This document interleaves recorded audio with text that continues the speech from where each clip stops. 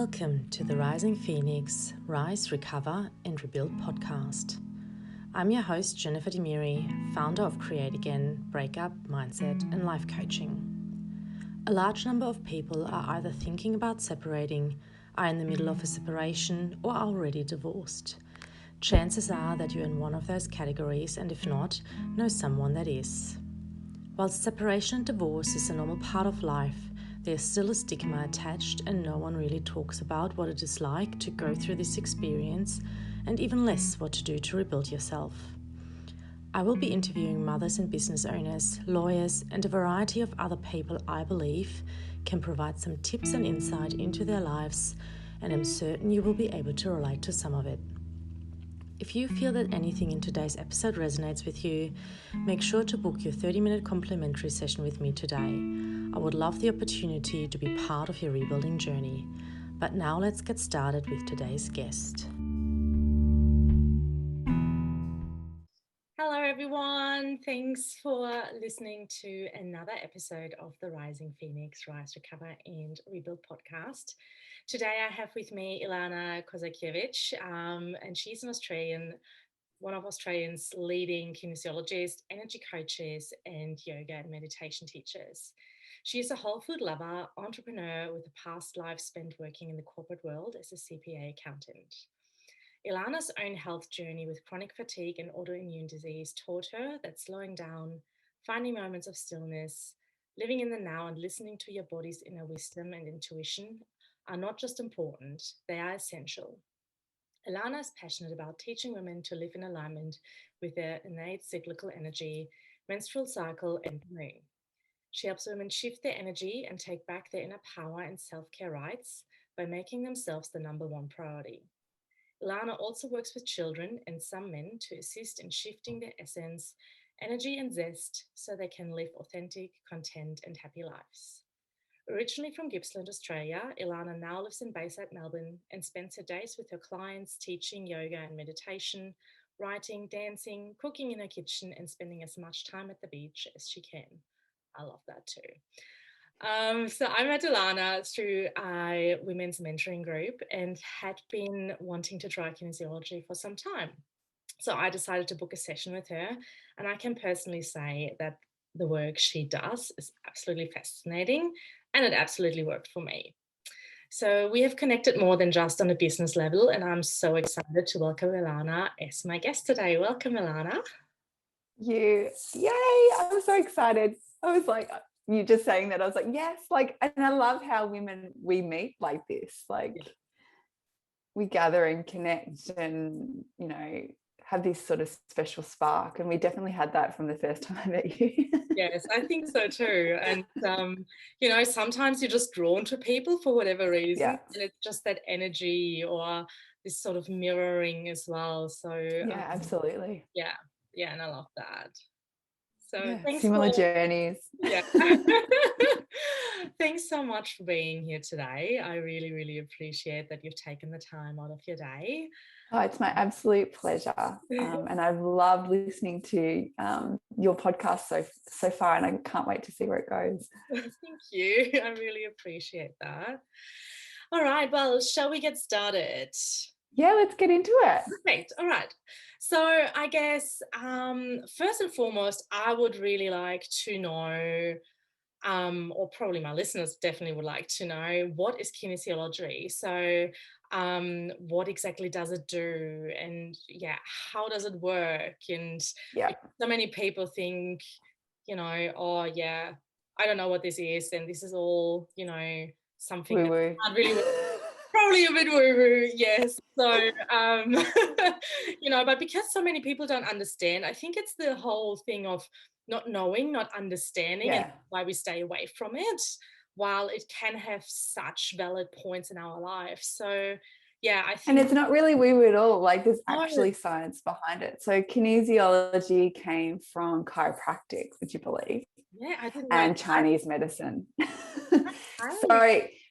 For some of the listeners, some of them might go to chiropractors and they do applied muscle testing. So you might see your chiro at times doing this funny muscle testing thing, push up, push here, push there. they're testing the strength of your muscle, depending on what they're looking for. So it could be a meridian block or a muscle block or a tendon block or whatever the blockage is, but they're looking at the energy flow within your body, within the system. But quite often applied chiropractors are just looking physically, like they're not looking at emotionally and spiritually and lifestyles and other things, which I tend to work more holistic. So kinesiology really is just a modality to find where are the energy blocks or imbalances within your mind, body, soul, your life, really. Because your body remembers every single thing that's ever happened to you. Like, so whether there's a back pain, anxiety, whether there's digestive issues, menstrual cycle problems, whatever is going on in your life that perhaps feels out of sync, you're not feeling 100% yourself. Sometimes I have people who just come and be like, I'm overwhelmed, or I'm stuck, or I had this goal and I want you to assist me energetically with achieving it. Because it's not always about, like, quite often with kinesiology, people think it's like like they come to me when they're sick or there's something wrong, or like, but you can actually use it to transform and move forward as well. But basically we use muscle testing. So I'm using my hand here.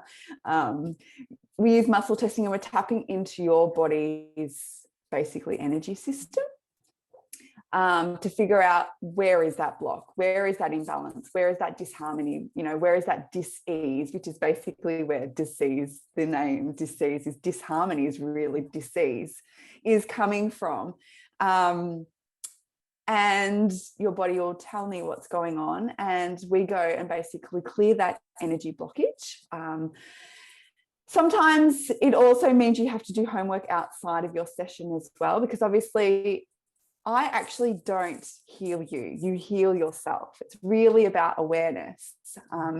And quite often with kinesiology, especially the way I practice, we're also looking at the emotional aspects that quite often as human beings we don't pay a lot or enough attention to. So we're really good quite often with the physical form, so eating really healthy and exercising, but then we may not necessarily look at the energetic side of our lives. We are mind, body, spirit, soul. So while sometimes it is physical stuff that I'm dealing with, quite often it's emotional and spiritual as well. Because those things are quite often the areas of our lives that we perhaps as a society, I will say, have lost more touch with our emotions and our awareness around our emotions and our thoughts as well, and knowing that we actually are the masters of our thoughts and we can change our thoughts.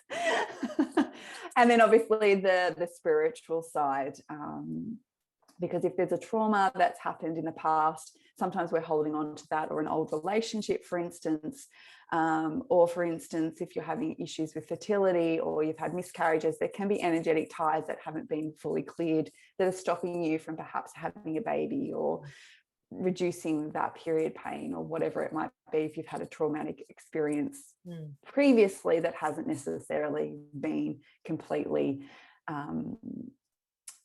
I don't want to say balance because that isn't exactly the right word, but it hasn't been released or let go. So basically using muscle testing to tap into the blueprint of your body, mind and soul to figure out where we can find more equilibrium, more balance, get you back to whatever your goal or intention really is for your life, because we work a lot with goals and intentions as well. So that's in a nutshell how kinesiology works. And then if you're seeing me as you did online, because I work both in person and I also work via Zoom, is I surrogate muscle test for you. So I would tap into your energy field and we would have a conversation. But as you know, it can be just as profound. Yes. And most people are blown away when I do work online, because they're like, how do you know that happened 4 weeks ago, or I was feeling this? But it's just because I'm tapping into your energy field. Like, we are energetic beings. Everything we do takes a form of energy. And so, just me having that, us having that hour together, me knowing what I do is enough for me to, tap into whatever it is that needs to be released or cleared for that day for you. So it's quite amazing. It is. And I just thought it was so fascinating, especially after our first session. How you knew all because you had such a shift too. I did have a huge shift, and I was just sort of feeling there was something off, and I just couldn't put my finger on it. And then you told me what it was, and what what you suggest I would do in order to, clear that and go beyond that. And from the first day I did it, the more, the more it helped me. And one of the things was where you said to eat something in particular. And then the funny thing is I had been craving that for a couple of days before you said it to me, and I had actually started preparing some of those items already. And I was like, oh my God, this is so fascinating and so amazing. How did you know? So I really, really love that. And I think you stopped because you were eating too much sugar. I think we cut your sugar cravings too. Yes.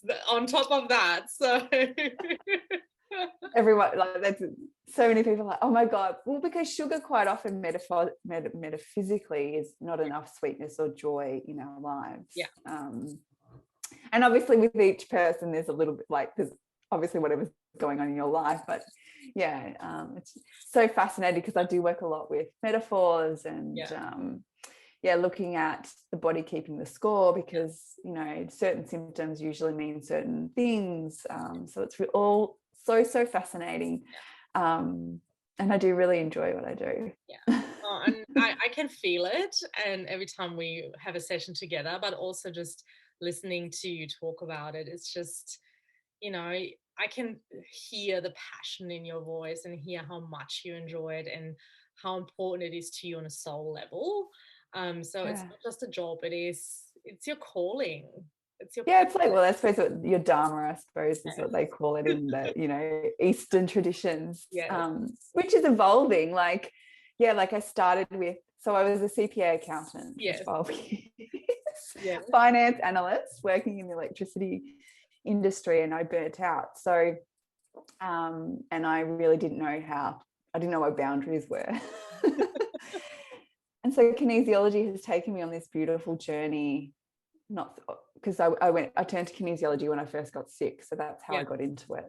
And it was what I was studying when I was sort of healing, because I stopped working for a little bit and I was studying and healing, and now like it's taken me in so many other different areas, like yoga and meditation, because that was also part of my healing journey, and then women's cycle stuff because my cycle was really irregular. And I don't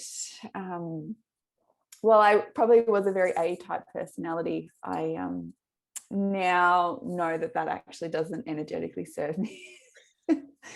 I don't actually have the energy resources to be on like 9 to 5 every day, and I have to work really with the seasons and the energy of what week of my cycle I'm in, because I've realized I don't have a lot of energy reserves just to soldier on.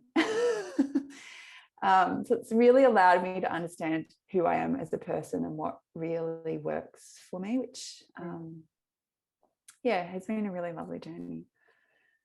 That's amazing. So, and knowing we can be different to what society wants us to be.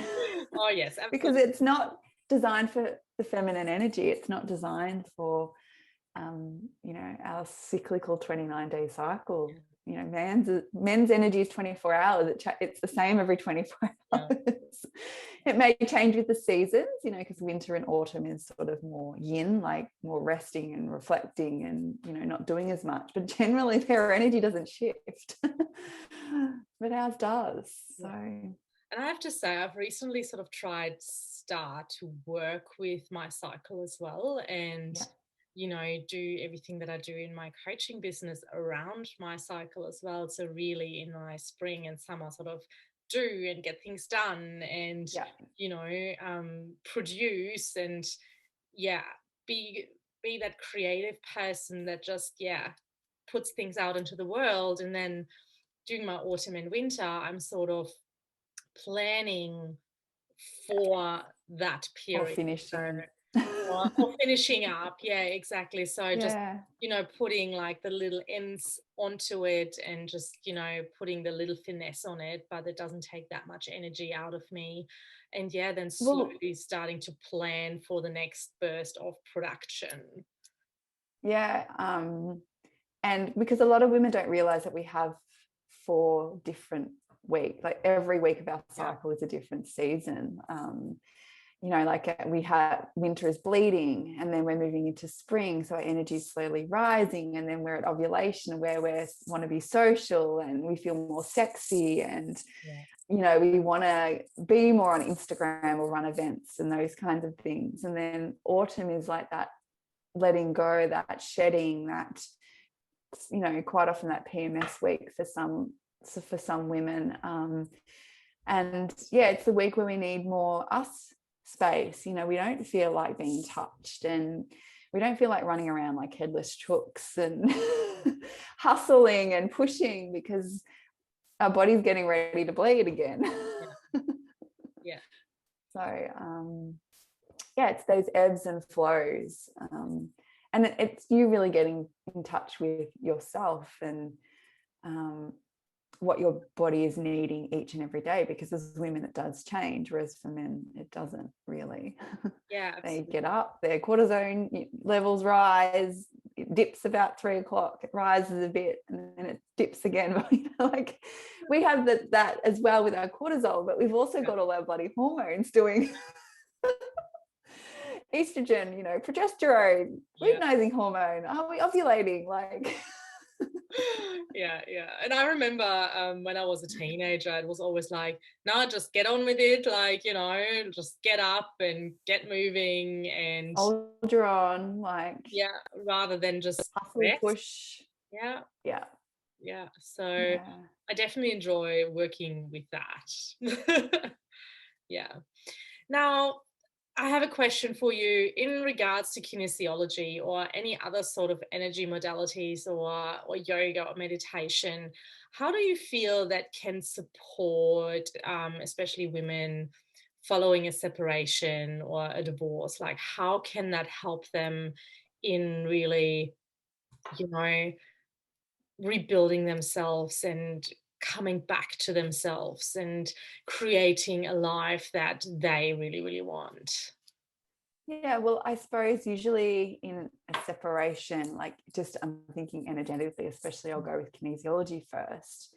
And I might even backtrack a little bit. I feel like with separation, it's really about finding self again, building confidence, building self-esteem. It's about you again. Because I feel like quite often with separation or divorce or any type of sort of split, there's obviously, that there's a range of emotions that you go through, the grief and the anger and the frustration and the sadness and the sorrow and, the what ifs or the should have, shouldn't, like, so it's taking all of that, the energetics of that away, and allowing yourself to come back and refine that essence of who you are. And I suppose with kinesiology, we're perhaps looking at, have we really severed that cord properly energetically? Is there still a codependency physically, mentally, emotionally, or spiritually that you may not realize you're still sort of holding on to, working through the emotional blocks that may still be there in that grieving process that might occur. And then looking at ways, which I suppose the yoga meditation really come into then, is ways of reconnecting back with self, and reconnecting back with your body, depending on, what happened within the relationship as well. Sometimes there is trauma and sometimes there's abuse, whether it's physical or mental or emotional. And it's a trauma. Like, separation is, and trauma doesn't always have to be big things like abuse, but a separation in itself is a trauma. It's traumatizing for, you've been with this person for X, Y, Z number of years and they've been a part of your life. And, it's traumatic to let that separation or that part of you release or letting them go. So kinesiology can really support in, I suppose, especially the energetic side, the spiritual and the soul side, but also the emotional side, and then enjoying coming back to self. And reestablishing exactly who you are, where you're going, and what it is that you're desiring. And then yoga obviously helps you to get back into the physical body, because micro traumas can also be housed in the body, which obviously through kinesiology we also work through that. But the home reinforcement would be then where you actually can do that on a daily basis or a weekly basis or whatever it is, giving yourself that space and time, especially with the feminine more styles of yoga like yin and restorative, because it gives you the space to perhaps grieve without really knowing you're grieving. Giving yourself, allowing the body to shift into those shapes where you may be a little bit more vulnerable, and where you may have energy being stored that needs to be released. And then meditation obviously just helps to calm through those thoughts and connect back obviously with self, and maybe even do some visualizations or whatever it might be to just support whatever it is that you're feeling throughout that journey. Because obviously with any type of separation, and I've now had 3 long-term partners, so I totally know what that feels like. Like it is something that I feel like support is really important. While we have our family and friends, it's sometimes really nice to have that 1 or 2 practitioners who, because sometimes it's also nutritional. You may have had a partner who perhaps you lost yourself and you started eating in a way that didn't necessarily serve you, and maybe your body's depleted on a physical level, not just an emotional and a soul level. So whatever it is that you're needing support with, allow yourself to reach for that, because they will give you a support on a completely different level than your friends and family will, and can really be the anchor and the building blocks for, I suppose, giving you that zest and confidence and sort of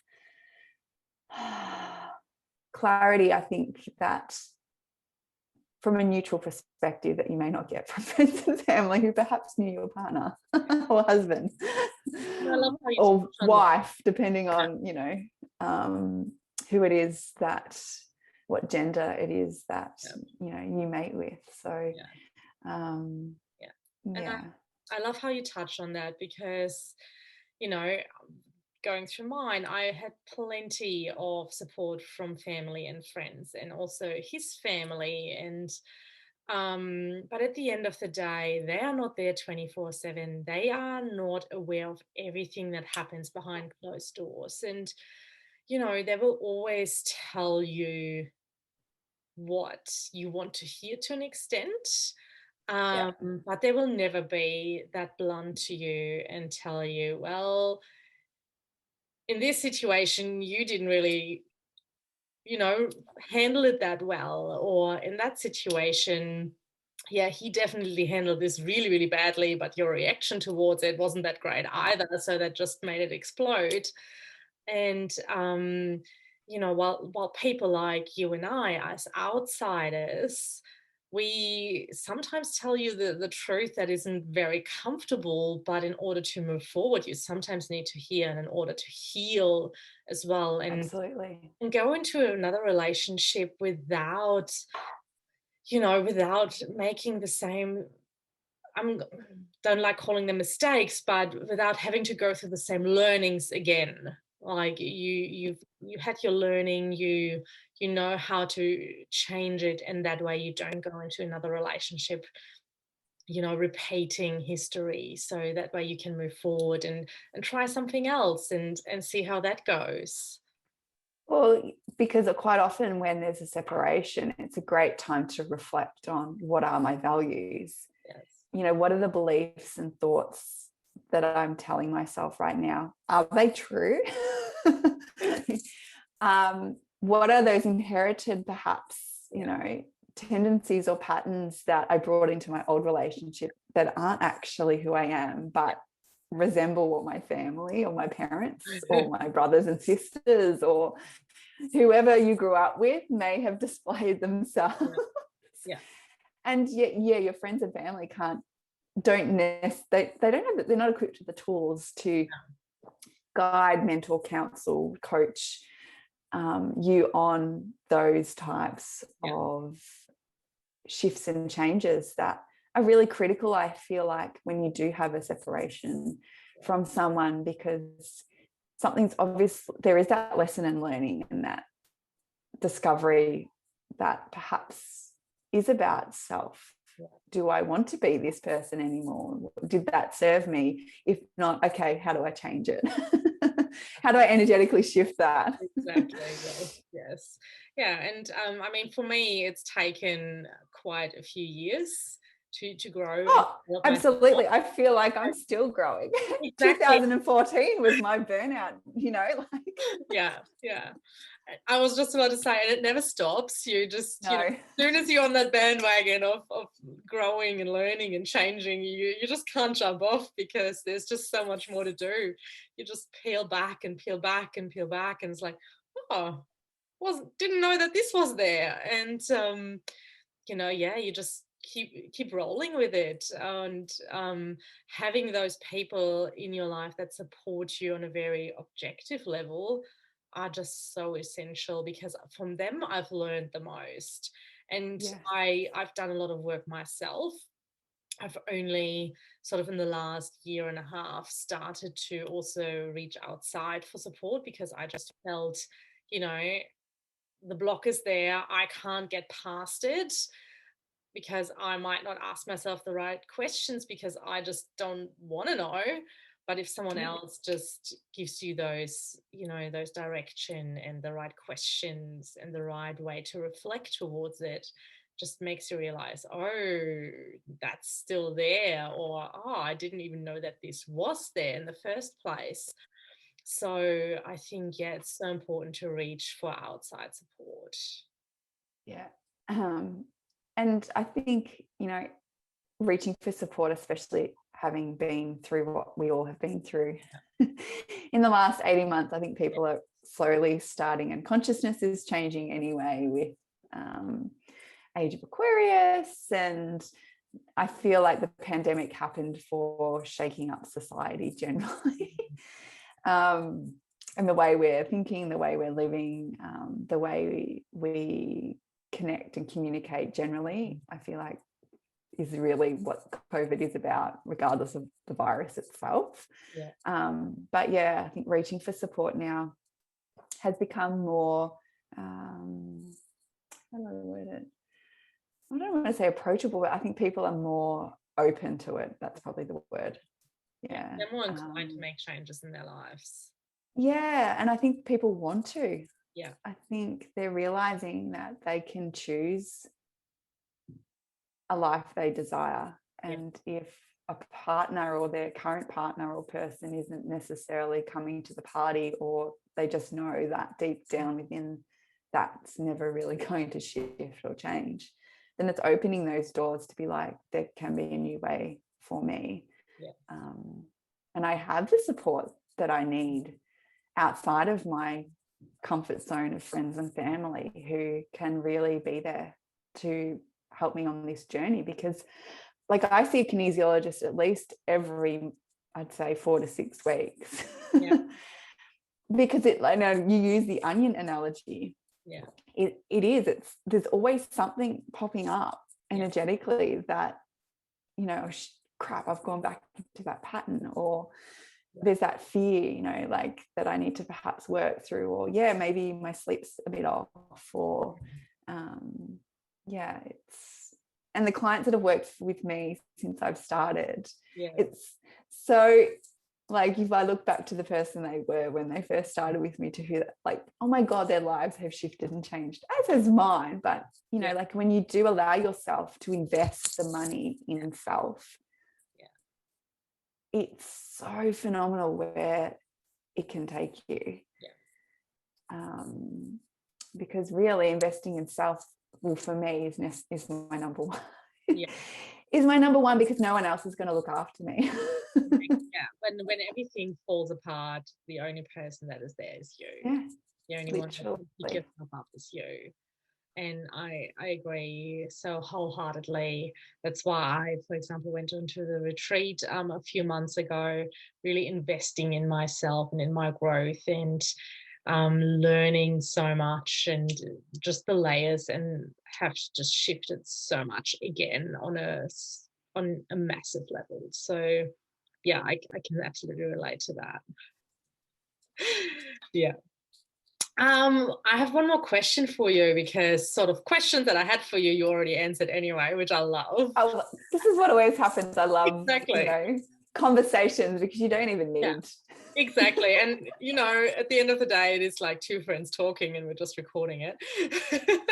Well, yeah. And I mean, this is the whole beauty of, you know, women generally. We basically learn and grow through conversation and connection, like, which is why the work that we both do with, you know, women's circles and mentoring and coaching and, you know, retreats or whatever it is, like, that's where profound growth and healing really occurs. And it starts with conversations. Absolutely.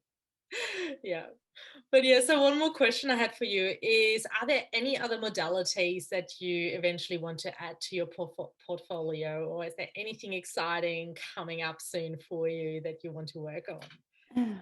So I am always learning and growing and doing courses. My partner's like, are you ever going? I was like, probably not. No. In terms of like adding a modality perhaps to my, I suppose, I can't even say that word right now. I was going to say repertoire. I think for me, not necessarily modalities. I have toyed with doing something like adding hypnotherapy, although I teach a lot of yoga nidra, which is kind of like a meditative style of sleep-based hypnosis. So that's something that's always sparked my curiosity. I work a lot also with somatics as well, whether I actually do an actual course in somatics, who knows. I also do Reiki as well.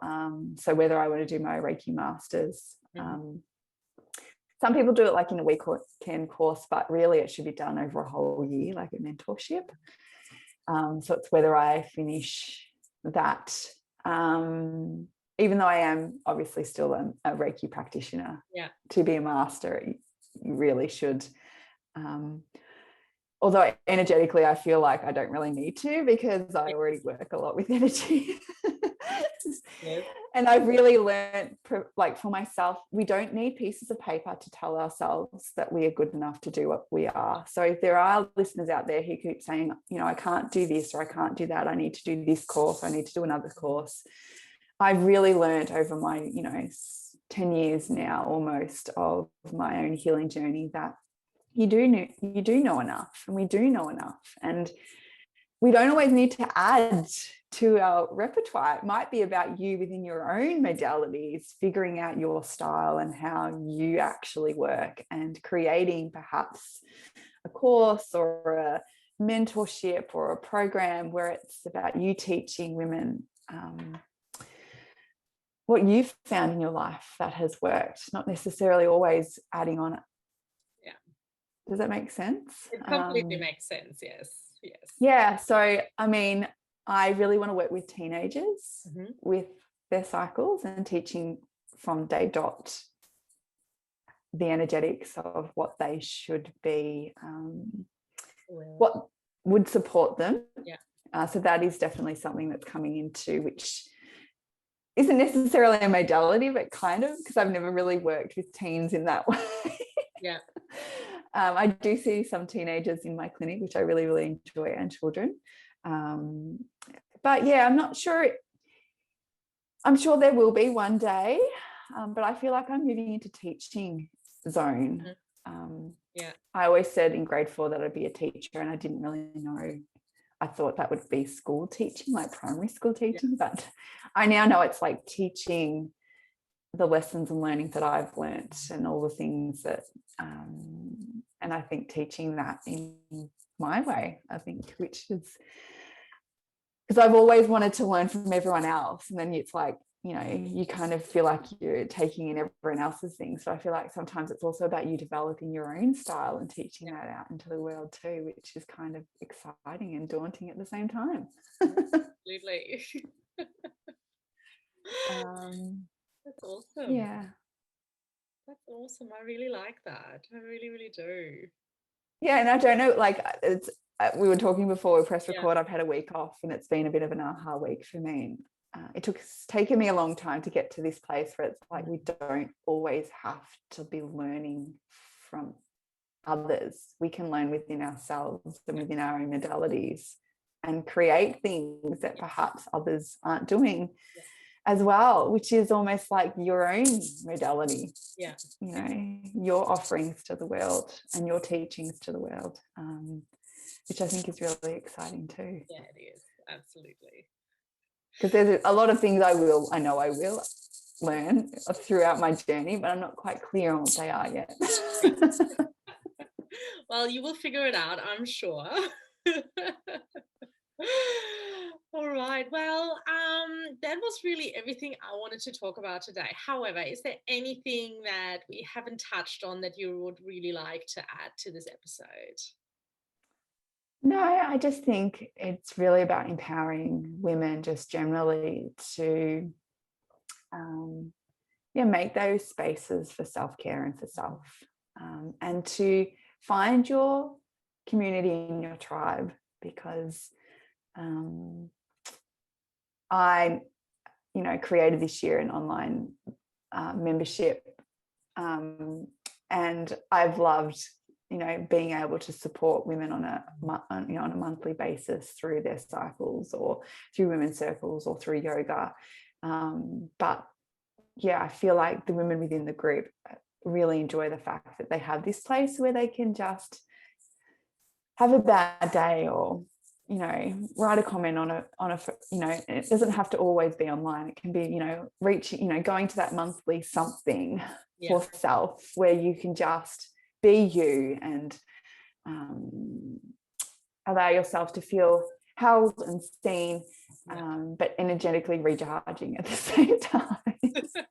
Yeah, and I can just say I'm part of that membership, and I'm really enjoying being a member of it. So thank you for creating that space to create a community as well. Yeah, and I know that you are starting some women's circles soon. So if there's any women listening that are close to you, go and check out the collaboration that you're going to be doing, because like women supporting women is huge, and I feel like we lost a lot of that through the societal sort of patriarchy system, which is slowly coming down. That energetic masculine world is coming down, but and especially with the work you do, like find your people, reach for that support through practitioners, but then also find your community of women, because they're out there. You just have to find them. Yeah, absolutely. Well, thank you so much. I will pop your Instagram handles, your website, and so on all into the show notes, so whoever is interested can check you out. And yes, it was so lovely speaking to you today. Thank you so much for all your insight. And can't wait to touch base again soon. It was a pleasure chatting with you. Thank you. Bye. If you decide you would like to work with me, or would like to know a little bit more about what I do, reach out via call or message and book your 30-minute complimentary breakthrough session either through my website, createagain.com.au, my Instagram at Create Again, or on Facebook at Create Again Coach. I also have a private Facebook group which provides a safe space and gives you the opportunity to connect with other people that have been through a similar journey. If you enjoyed this episode, please share with your friends, like, comment and share. I'm so grateful that you have listened today and hope to welcome you back next week. Thank you.